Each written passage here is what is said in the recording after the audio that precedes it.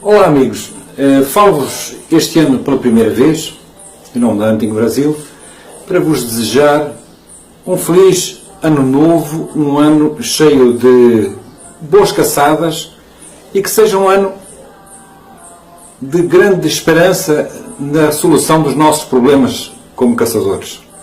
2016 foi um ano particularmente interessante para o mundo da caça.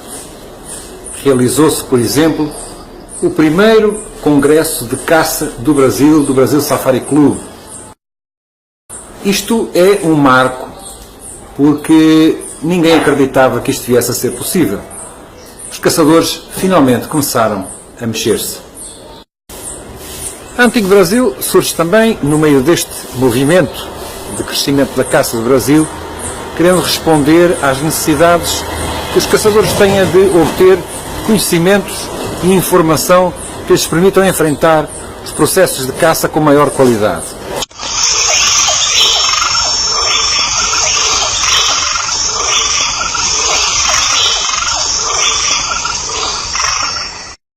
Participamos em vários eventos, como em Varginha, o encontro de caçadores de Varginha, um evento tradicional muito interessante que nos deixou impressionados com a grande resposta que os caçadores brasileiros têm. Participámos em Capinópolis, acompanhámos a tribo do Java na caça ao javali, Netão de Barretos, mas participámos essencialmente numa tentativa, felizmente que não por nossa culpa, mas porque houve entendimento de todas as partes, que levou à maior vitória dos caçadores e que se traduziu no final do ano com a grande festa feita pelo Mário Quimichalha do Canil do Caçador, onde finalmente se dissiparam as divisões entre associações e caçadores, em que finalmente nos unimos e aparecemos unidos perante entidades que nos querem divididos para nos vencer. Participámos e creio que colaboramos na criação de algumas alterações que vieram a ser positivas para o mundo da caça. Quando algumas entidades tentaram, por exemplo, proibir os cães de agarre como resultado da transmissão de uma reportagem pela Rede Globo, nós tivemos a sorte de ter sido aqueles que primeiro nos levantámos contra isso e questionámos sobre o impacto que isso representaria para a população de javalis no Brasil e se eventualmente o IBAMA, que se supunha pretender proibir o uso de cães de agarre, estaria disposto a arcar com a responsabilidade dos prejuízos económicos de que resultaria semelhante atitude no Brasil. Enfrentamos também uma luta apaixonada e mais ou menos permanente contra os anticaça. E é sobre este assunto que eu queria estender-me um pouquinho mais e falar convosco. O que são os anticaça? Quem são os anticaça? E qual é o verdadeiro peso dos anticaça? No Brasil existem dois tipos de anticaça: os que são realmente anticaça e os que dizem que são anticaça. Os que são realmente anticaça são os que pertencem a um grupo restrito de veganos e de pessoas intelectual e ideologicamente conotados com uma linha que pretende o desarmamento da população como forma de perpetuação ou de imposição do seu projeto político. Correspondem ao grupo político e à ideologia que está neste momento em queda no Brasil e correspondem àquilo que nas pesquisas representou o apoio real desse grupo político nos momentos de mais alta crise, que são 8%. E é curioso que esses 8% correspondem à mesma percentagem de vegetarianos no mundo. Existem 8% de vegetarianos no mundo, 2% dos quais são veganos.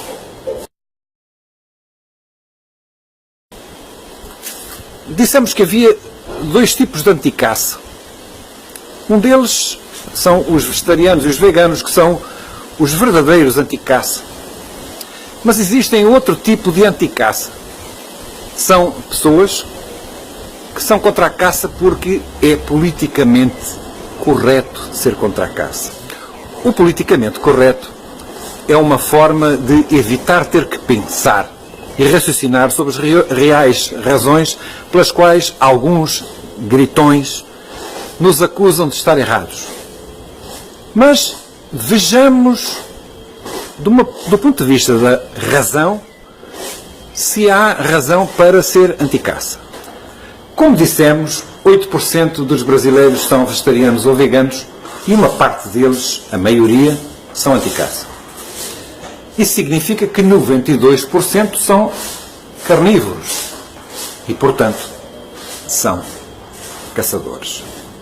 Como caçadores são os veganos que compram ração para os seus cachorros e que apresentam argumentos tão engraçados como dizer que compram ração vegetariana para os seus cachorros, curiosamente ainda não vi à venda, mas falam depois em maus tratos animais e esquecem-se desse maltrato terrível, que é esse bullying alimentar a que são sujeitos animais carnívoros obrigados a comer vegetais, provocando-lhes problemas de saúde, como bastamente está escrito e descrito na documentação veterinária, nomeadamente nos gatos, onde provoca cegueira.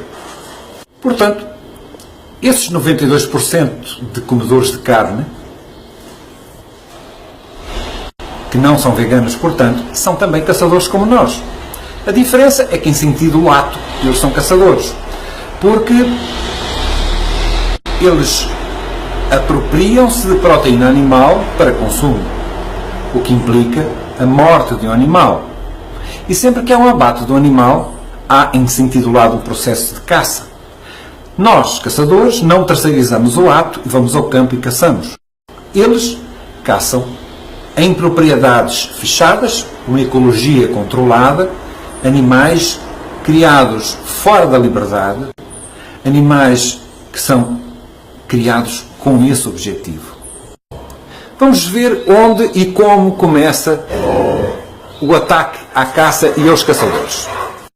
Na década de 60 surge um movimento intelectual, ideológico, que tem como objetivo avaliar as razões pelas quais a Revolução Socialista não tinha acontecido no mundo, quando todos os homens estavam com armas na mão, cumprindo todas as condições que Karl Marx considerava ideais para conseguir a Revolução. Nesse momento, chegaram à conclusão que havia 3 grandes pilares que impediam a construção da pátria socialista. Eram os pilares da moral cristã, o pilar do direito romano e o pilar da filosofia grega. Havia que os destruir. Independentemente de conversarmos mais sobre estes sistemas, na agenda desse movimento estabeleceu-se que era importante desarmar as populações, porque eles sabiam e têm consciência que nunca ultrapassarão a percentagem natural, que curiosamente são os 8% que ocorreram no Brasil, feita a pesquisa de apoio a esse movimento político no auge da crise. Curiosamente, esse movimento ideológico, através de algumas entidades ditas ambientais, tomou conta de um novo ismo, já que ninguém mais quer ouvir falar em socialismo, especialmente depois que caiu o Muro de Berlim. Então passou a existir o chamado ambientalismo. O pai das teorias modernas de ambientalismo, nomeadamente do veganismo, foi um filósofo sueco chamado Arne Naess. Ele foi o homem que chegou a propor, como nós vemos tantas vezes em postagens dos anticaça, dizer que era importante destruir a humanidade antes que ela destruísse a natureza. Este grupo ideológico, sempre que chega ao poder, começa por tomar a iniciativa de proibir a caça. Proibição da caça que tem como objetivo o desarmamento, porque, e sabemos nós por experiência no mundo inteiro, sempre que se proíbe a caça, as espécies diminuem. Nós temos o infeliz exemplo da proibição da caça ao leão em determinadas regiões da África, da região austral de África, onde, após a proibição, simplesmente a espécie extinguiu-se. Extinguiu-se por falta de interesse em preservá-la e porque os leões deixaram de ter quem quisesse protegê-los e porquê os proteger. Mas esse movimento não se limitou a, quando tomasse o poder, proibir a caça e desarmar a população. Ele, numa forma extremamente inteligente, tomou os centros de produção audiovisual no mundo. Começou por Hollywood e no Brasil nós vemos claramente essa agenda instalada nos grupos de comunicação social mais importantes. Prova disso, basta vermos os canais de notícias 24 horas e vermos que toda a agenda marxista-cultural é continuamente debitada, dia após dia, do desarmamento, do aborto, consumo de droga, tudo. Continuamente é uma campanha permanente dessa agenda ideológica.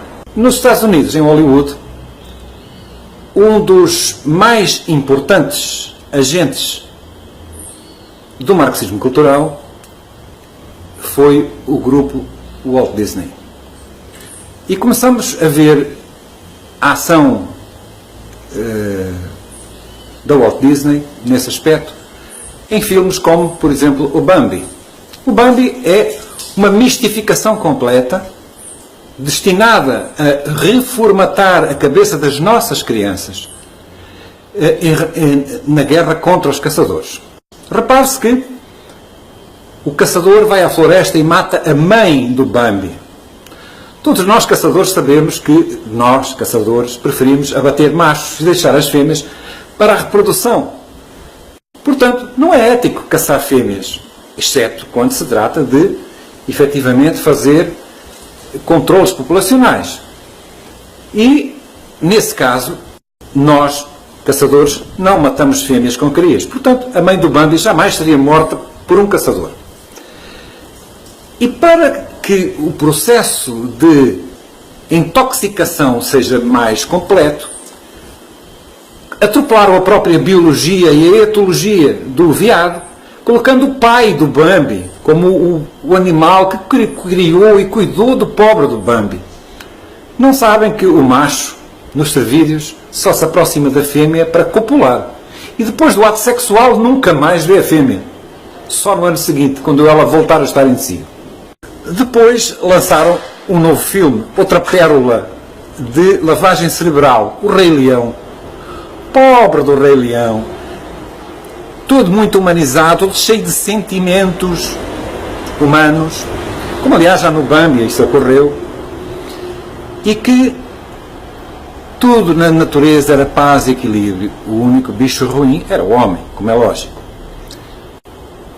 A Walt Disney serviu para lavar o cérebro dos 92% de brasileiros que consomem carne, das quais uma percentagem significativa são anti-caça.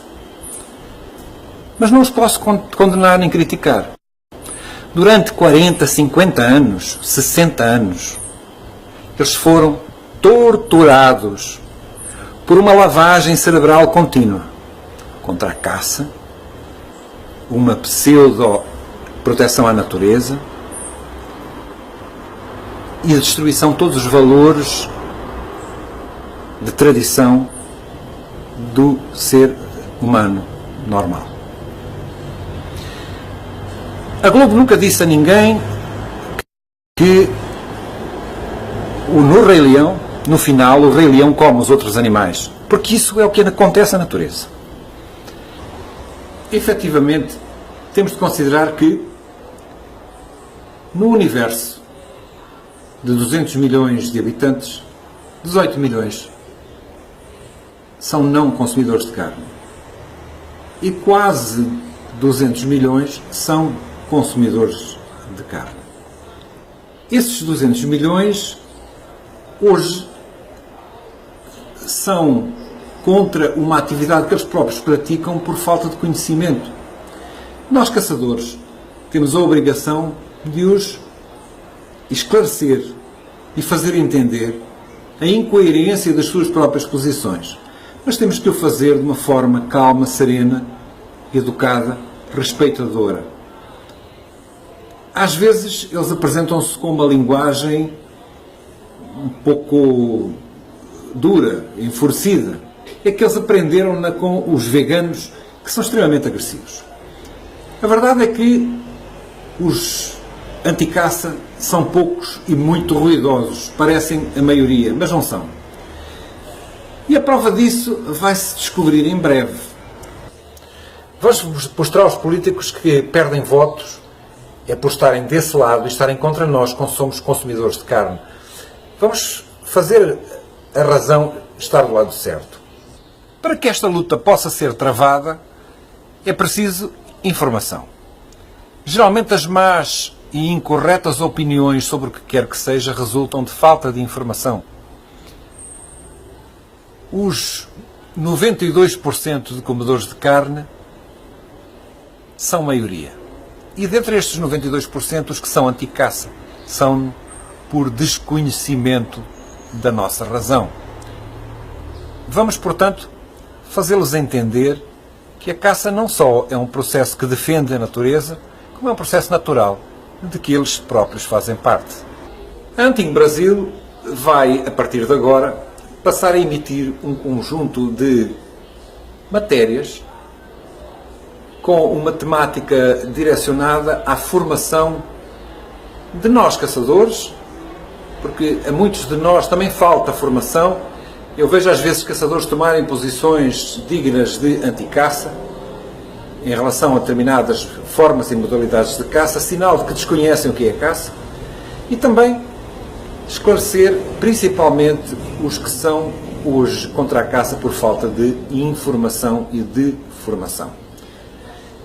Vamos fazer esse trabalho para que todos possamos ter uma voz mais ou menos uniforme e coerente para levar à sociedade e, com educação e cuidado, mostrar às nossas famílias, aos nossos filhos, principalmente às nossas crianças, que a caça é um processo natural, que faz parte da história humana, que foi quem fez o homem chegar à evolução ao ponto onde se encontra e que o tornou aquilo que é hoje. Para encerrar, deixo apenas uma pergunta. Respondam-me os que são anti-caça. Quero o nome de uma só espécie que tenha sido realmente protegida e que se tenha evitado a sua extinção como ação dos anti-caça. Eu quero que os grupos militantes anti-caça, de veganos e assemelhados, me mostrem uma só espécie que tenha sido realmente salva pelos movimentos ambientalistas. Eu posso-vos dar uma lista enorme de espécies salvas por caçadores. Posso até, inclusive, dar-vos o nome de uma organização ambiental que matou 98% dos cães que recebeu à sua guarda, para usar esse dinheiro em propaganda anti-caça. Mas eu quero uma só espécie que tenha sido realmente salva pelos defensores, entre aspas, da natureza. Para terminar, amigos, quero desejar-vos um bom 2017 e deixar-vos à disposição os canais da Hunting Brasil para nos fazerem chegar perguntas e colocarem sugestões para que nós possamos prestar o serviço que vos é desejado e interessante. Vamos também concluir os módulos que faltam do nosso curso de caça ao javali. Aqueles que adquiriram o curso podem ficar tranquilos que em breve o terão concluído, com toda a informação necessária e também estas matérias que são bónus do curso. Até breve e podem contar com a Hunting Brasil um grande 2017.